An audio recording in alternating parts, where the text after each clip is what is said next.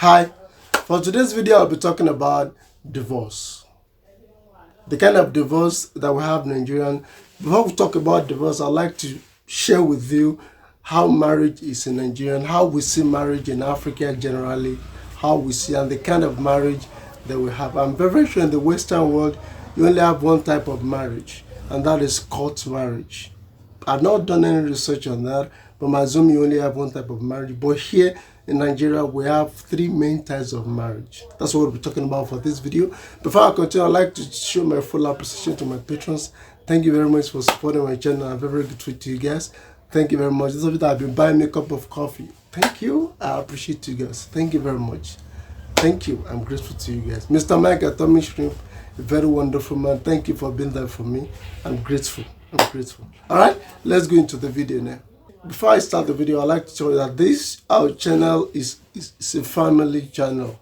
Those of you people watching my videos, I see them as part of my online family. Those of you supporting me, giving me words of encouragement. I'm thankful to you guys. Thank you very much. So if you're giving me suggestions for topics too, thank you so much. I'm grateful to you guys. All right, so majorly, like I said, we have three types of marriage in Nigeria. We have what to call court marriage. That's the one that the partners to be will go to court, or what we call registry, just like we have in the Western world, just like you have in the Western world.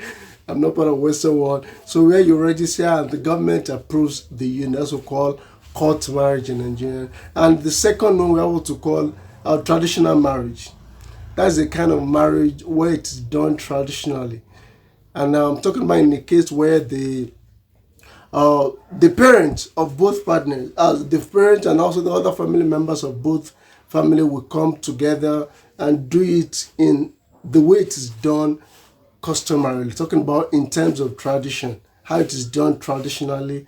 And those is kind of marriages that we majorly grew up with.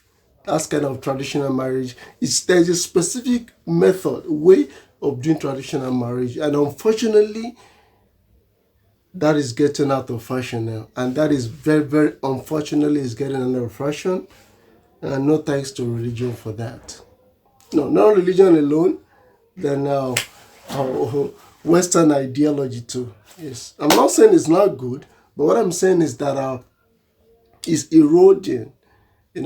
Is eroding what we call customary or cultural marriage, eroding there. All right. Before I continue this video, I'd like to quickly explain some things. In this video, when I'm talking about marriage, I'll be talking about the man and the woman alone. Now, when I'm saying that doesn't mean that I don't approve, where we have two women or two men in marriage. No, that doesn't mean I don't approve it. No, far, far from it. Remember, I'm talking about marriage in relation to Africa. That's what I'm talking about. So when I say marriage, I'm referring to a man and a woman. That doesn't mean that the other sexes, the other combination of sexes is not approved by me. No. Any kind of marriage, as long as between two humans, I'm in support. Happiness of every human counts. So please do not misconstrue this video. All right. The third one is what we call religious marriage. Majorly in Nigeria, we have two major religions in Nigeria. We have Islam and we have the Christianity. So for the Christian, they go to the church, and the marriage will be anchored by the priest, by the pastor, by the whatever. Then for the Islamic one, which popularly called nikah, Islam, they love introducing Islamic term to whatever language you are speaking, to differentiate it from the Western one, to differentiate from your local one and also from the Western one. And literally they mean the same thing, but they try to do that. So it's popularly called nikah, that kind of marriage. Because before we can understand divorce in Nigeria, we need to understand the kind of marriage that we have. If you don't understand the marriage, you will not understand the problems of divorce. And when we are having high rate of divorce in Nigeria, you will not understand that. Now, the process of divorce, what are the things that are pertaining to it? The only thing that is pertaining to different kind of divorce determines the factor is the kind of marriage that you guys have. The kind of marriage that you have. If you guys did court marriage, you can only go to court to dissolve your marriage. Only court can dissolve your marriage. If you guys did traditional marriage, only the two family members can come together to dissolve the marriage. And if you guys do Islamic marriage, only the Islamic Council and other authority of Islam can dissolve the marriage. But I'm not going to melt the process. But what I'm focusing on for this video is the challenges and the reason, the factor responsible for high rate of divorce in Nigeria, and the challenges that are being faced by divorcees, especially the women in Nigeria. That's what I'll be talking about. Because whether we like it or not, Africa is a misogynist nation. It's a misogynist continent. Yes, we are misogynists. We tend to see women as being inferior to us as men. We see them as being inferior. Now let me give you an instance now. In a marriage, and the couple, they are looking for a child, for example. Now after 5-10 years, they are yet to have children. They are facing the challenges, despite the fact that science has made it known that either of the partners could be responsible for their barrenness, for the childlessness. In Nigeria, only the wife will still be blamed. Only the wife we shoulder the entire blame. That's just that.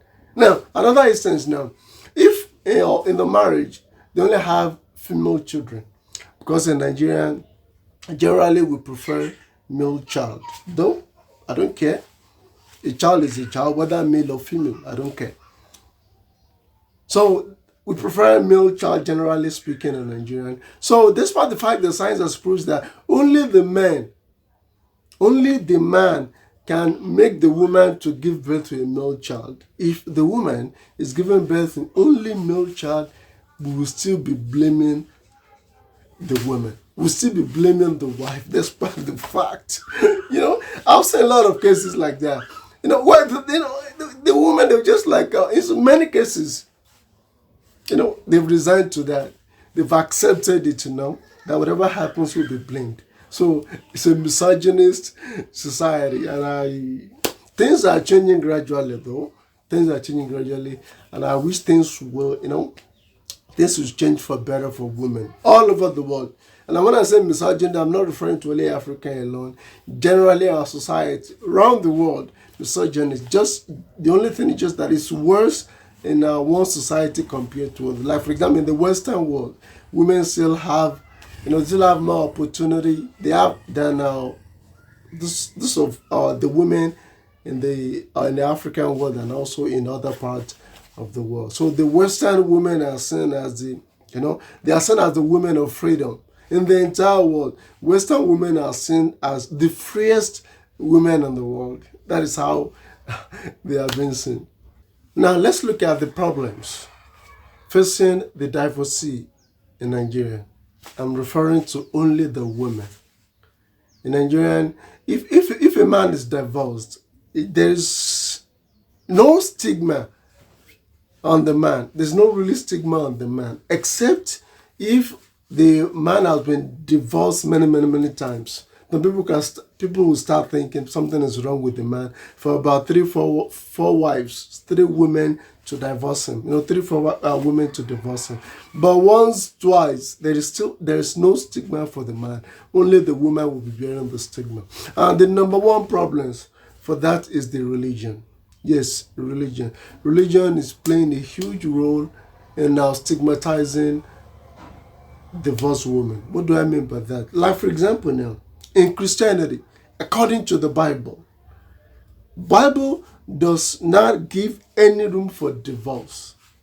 Whatever problem, whatever challenges that the woman is facing in the marriage, either it is life-threatening or not, according to the Bible.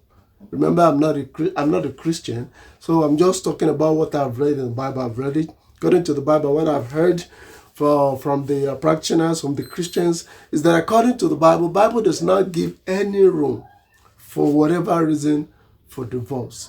That is, even if the husband is a wife beater to an extent that has started becoming life-threatening to the husband, according to the Bible, still stick with the man. And to be candid, I can start to think, I can start to understand the reason why that is. Believe me, because I've seen many, many cases in the news where the man, a wife beater, ended up killing the woman. I've seen many, many cases like that. In fact, there was a recent and a famous case that happened in the Lagos State in Nigeria. The woman was a musician, a very, very popular gospel, not just a musician, she was a gospel musician. That her husband was abusive, very, very abusive towards the woman. But as I read in the news, the woman has reported that her husband, to many religious leaders, they've talked to him and the man didn't change. And because people were advising the woman to stick with the man, that in your marriage, you just have to endure it. You just have to go through it. You just have to weather it. The man later killed the woman. I don't know. The case is still in court, but I don't know the situation or the stage of the case now. What I'm saying is that our religion plays a key role. And Islam too is not much different. It is very, very easy for a man to divorce a woman in Islam than for a woman to divorce a man. It's very, in fact, according to what I read during my research, is that a man has the authority to divorce a woman in her absence in Islam. The woman is not there, not present. The man has the right to divorce the dark. They can still say, okay, I'm no more married to the woman, whether the woman is informed or not. But for a woman, she does not have authority to do that. That is according to the Islam. So that tells you that the religion is playing a key role in the problems that women are facing when it comes to divorce in Nigeria. And number two now, which I can categorize under tradition, how societies see them. Generally, when a woman is divorced, the people, they don't care about the circumstances that led to the divorce. The next thing they will be thinking is that the woman is a whore, the woman is promiscuous, the woman who stays. They will start labeling the woman as being promiscuous, as all those kind of negative images will be given to the woman. And this is one of the reasons why some women they will prefer to be suffering. They will prefer to remain in the marriage rather than to go their separate ways. And in many cases, it usually leads to death of the woman. And you hear some women, they'll be telling you that they don't want to leave this marriage because of their children. They want to leave the marriage, the abusive marriage, because of their children. And at the end, the death, when they die, they end up leaving the children that they stay in the marriage for. Many women in Nigeria, they stay in abusive relationship. One, majorly because of their children. They say they don't want to leave their children. They don't want to leave their children. Because in Nigeria, let me say in Africa generally, the moment the child is not an infant anymore, the moment the child is not an infant, I'm talking about the child has become probably 7 years, 8 years, when there's a divorce, in Nigeria, it is believed that those children should stay with the man. No matter the number of children, that they should stay with the man. So it is believed that once a woman wants to leave a marriage, she is to leave the marriage without any of her children. So that is what is believed. And so we now see some women, they don't want to leave the marriage. They thought they are staying there because of their, because of their children. And it's understandable if the problem they are facing is not life-threatening. Probably the man is not serious, the man is not responsible, the man is not taking care of her and the children. I subscribe for the woman to stay. But when the case it's physical and emotional abuse, man, that is a different thing entirely. Though we're having some women now, and they are coming out that this suffering is enough, I can't bear it anymore, I need to go out of this relationship. But there's still a lot of stigma facing the women when it comes to divorce in Nigeria. In the Western world, the women, they still have the freedom. I'm not saying they have full freedom, but to some extent, far, far more than the African women, they have the freedom to divorce without much stigma from the society. No woman deserves to be in a relationship with an abusive partner. Now, when I'm referring to the woman, please don't get me wrong. We have some men too that they are in an abusive relationship too. Yes, we have them. We have them too. But to be candid, in Nigeria, if a man should come outside and tell people that my wife is abusing me, I can't even imagine how the man would be ridiculed. The man would be ridiculed. But I know that we have some men that they're also in an abusive relationship. Because of the way women are sent, it's believed that it's not possible for a man to be in an abusive relationship. But I know it is very, very possible for a man to be in an abusive relationship. I know it's very, very possible. So I may be wondering, why am I focusing on women? The reason why I'm focusing on women is simply because that it is the commonest of the two sexes to be in abusive relation. It is very, very, very, very common for women to be in an abusive relationship than for a man to be in an abusive relationship. So that's why I'm focusing on only the women. All right? That's what I'll be talking about, divorce in Nigeria. If you have any question, please let me know in the comment section below. Whatever question you have, I'll answer your question. Please, if you want to support me, the link will be in the description of the video. To support my channel, become my patron for as low as £1, $1. So I'll be very grateful to you guys. For some people supporting me, thank you very much. I really appreciate you guys. You are wonderful. I'm grateful to you guys. All right, see you next time.